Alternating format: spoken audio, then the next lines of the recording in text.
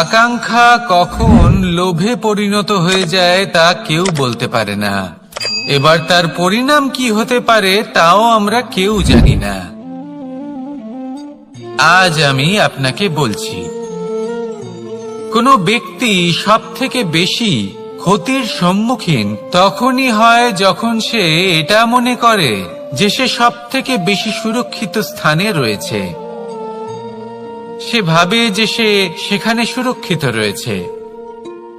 সে তখন অসাবধান হয়ে পড়ে, আর তখনই তাকে জীবনের সবথেকে বড় ক্ষতির সম্মুখীন হতে হয়।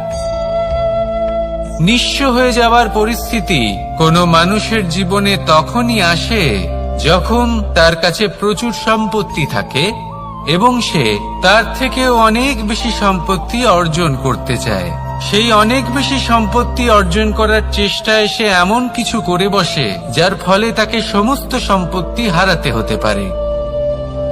একজন রচনাকার নিজেই নিজের প্রতিভা একদম শেষ করে দিতে পারে যখন সে অনেকগুলো কাজ নিজের কাঁধে নিয়ে নেয়।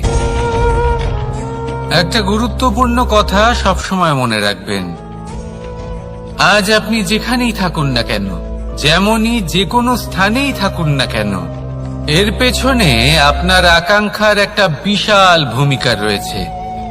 কিন্তু মনে রাখবেন, আপনাকে শিখতে হবে যে কখন আর কিভাবে নিজের উচ্চাকাঙ্ক্ষাগুলিকে লাগাম পরাতে হবে, কারণ এটা অত্যন্ত আবশ্যক।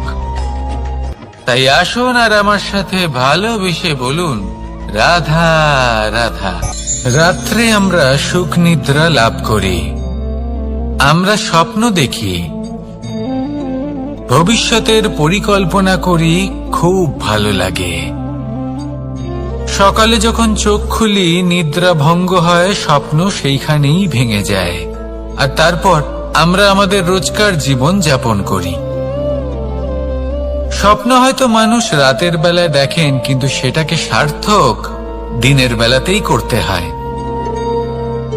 রাতে মধুর বাতাসের নিচে কোমল শয্যায় শুয়ে মাতার গলায় মিষ্টি গান শুনতে শুনতে নিদ্রায় আচ্ছন্ন হওয়া, স্বপ্ন দেখা, ভবিষ্যতের পরিকল্পনা করা বড়ই সরল। কিন্তু সকালবেলায় সময় মতো উঠে সূর্যের তাপ সহ্য করে, সেই উষ্ণতা সহ্য করে সর্বাঙ্গ ঘেমে গিয়ে নিজের পথ খুঁজে বের করা, সেই পথে অগ্রসর হওয়া, বাধা বিপত্তি এসবের সম্মুখীন হওয়া, আর তারপর লক্ষ্য লাভ করা, এগুলো কঠিন কাজ। এ হলো অত্যন্ত কঠিন কাজ। যদি আপনি চান যে স্বপ্ন আপনি দেখেছেন তা সত্যি হোক, তাহলে দিনের বেলায় আপনাকে বেরিয়ে কর্ম করতেই হবে, পরিশ্রম করতেই হবে।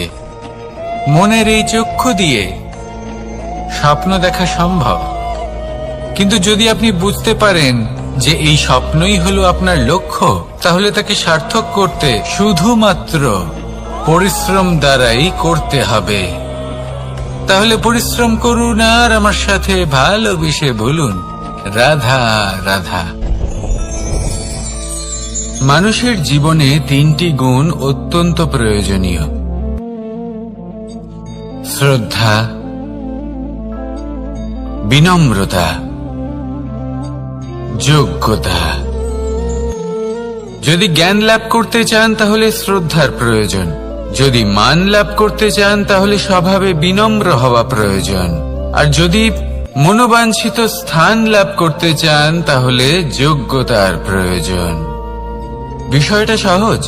শ্রদ্ধা আপনাকে জ্ঞান দেবে, নম্রতা আপনাকে মান, আর যোগ্যতা উচিত স্থান দেবে। কিন্তু যদি আপনি এই তিনটি গুণ সম্মিলিত করেন, তাহলে এমন কিছু লাভ করবেন যা এই সব কিছুর থেকে অনেক ঊর্ধ্বে: সম্মান। আর এ হলো সেই সম্মান যা প্রত্যেক মানুষের নিজের জীবনে লাভ করতে চেষ্টা করা উচিত, কারণ এই হলো সেই সম্মান যার কারণে আপনি চলে যাওয়ার পরেও এই সংসার আপনাকে ভালোবাসবে আর মনে রাখবে। আসুন আমার সাথে ভালোবেসে বলুন, রাধা রাধা। অনেক সময় আমরা জীবনে অনেক মানুষকে এমন বলতে শুনে থাকি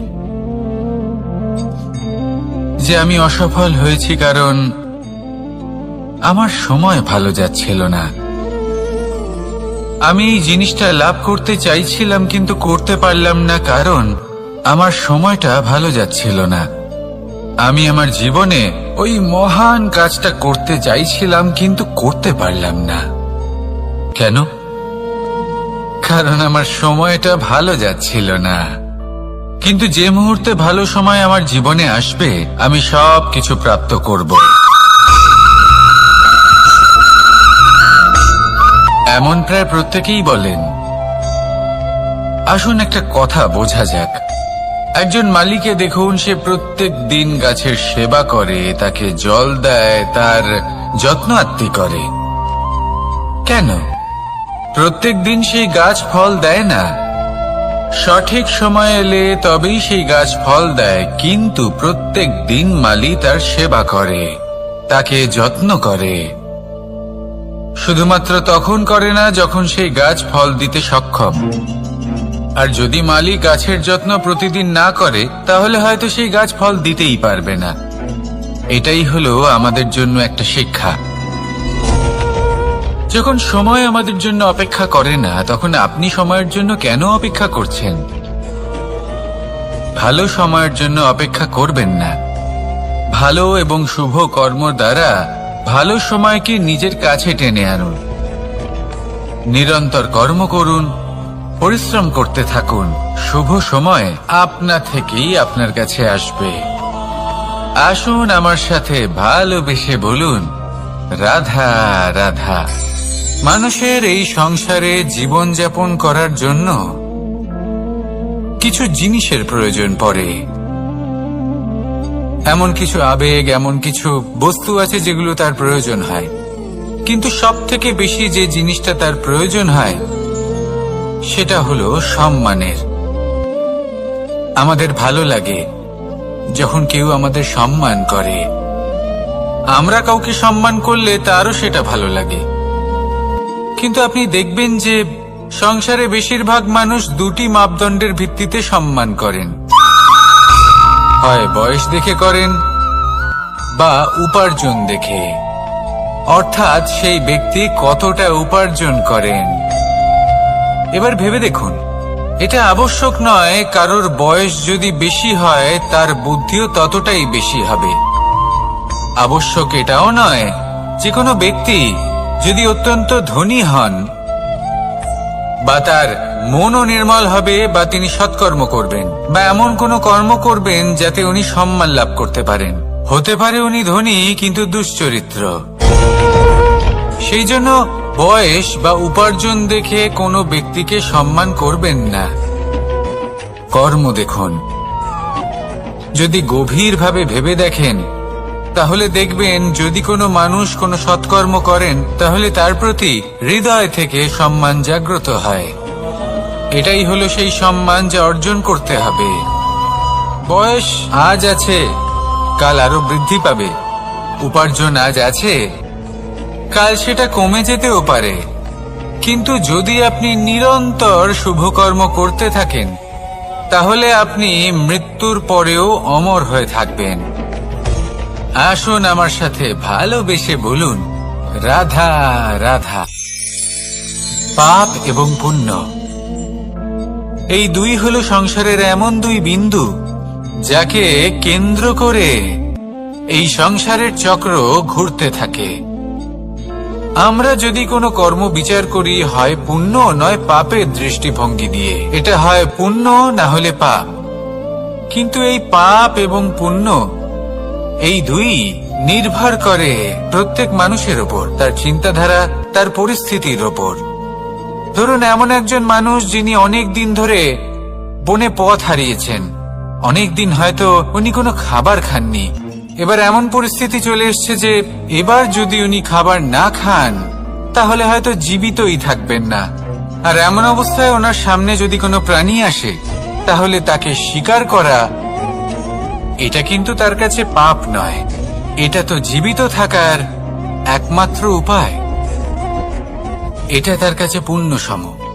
আর যদি আমি এমন একজন ব্যক্তির কথা বলি যিনি সরল, যিনি একটি সুখী, শান্ত, সুরক্ষিত জীবনযাপন করছেন, তার কাছে কিন্তু এটা পাপ।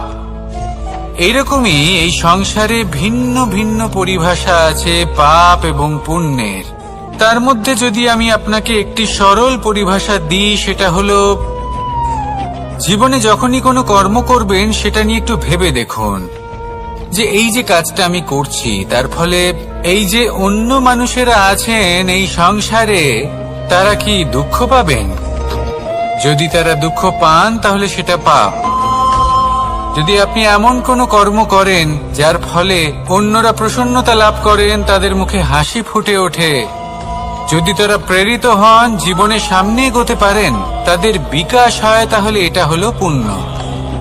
তাই জীবনে সবসময় পুণ্য করতে থাকুন আর আমার সাথে ভালোবেসে বলুন রাধা রাধা।